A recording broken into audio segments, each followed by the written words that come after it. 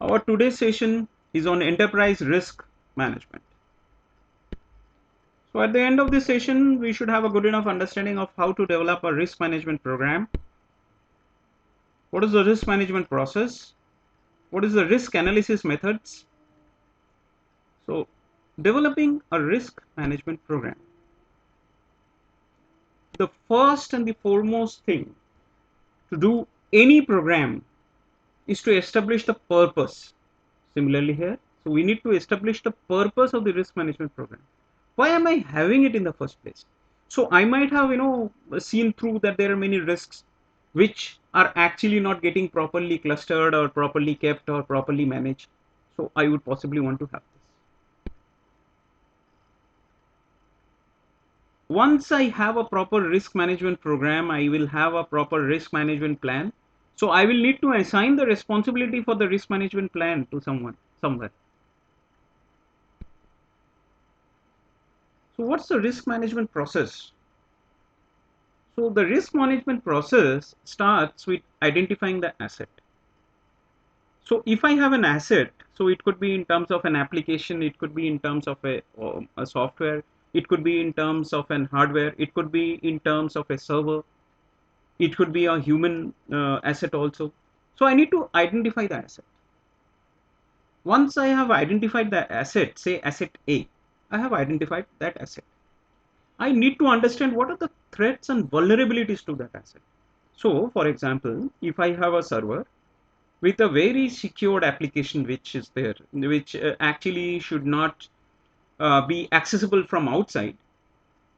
So, I see that people can approach that application from outside who are not integral part of the organization. So, then those are the vulnerabilities, or maybe those are the threats actually that they are able to. Why they are able to is the vulnerabilities. Now, in case that happens, suppose someone were to exploit that vulnerability and someone actually would give rise to that threat, what would be the impact? So it is like saying, so I mean, other than getting confused with these words, you can just look at it like this. I have a farmhouse, then that farmhouse is actually having a barbed wire, but that wire is broken at many places. So cows, pigs, dogs can infiltrate, all kinds of animals can infiltrate my farmhouse. Those are the vulnerabilities. The threats, they could do it. And impact, what would they do? So I might, I might have a proper vegetation inside my farmhouse. So if those animals were allowed to come in, or they could come in, no one is going to allow them as such, they will come in through that vulnerability. They will actually create havoc with the vegetables that I might have produced in my farmhouse. So that would be the evaluation of the impact. Calculation of the risk. So calculation of the risk will come from the threats and the vulnerabilities and the impacts that I have.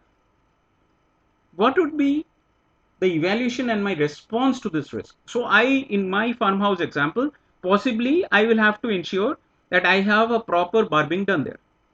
And if I go a step further, I might need to put a security guard also. Whereas in that case, I will possibly, in our previous example, where I was talking about an application getting access from outside, so I will possibly have to put in a firewall. The application may be behind the firewall, or I might need to put in a DMZ. So that would depend upon the impact and the risk that it would bring in. So risk analysis methods, what are those? So it could be a qualitative risk where, qualitative risk will actually, okay, how much would be the risk? I may not have a calculation. I might say, okay, there would be an extensive damage. What's the definition of extensive? I don't know. I don't know. That would again differ from person to person. So qualitative risk from that perspective may not be very good.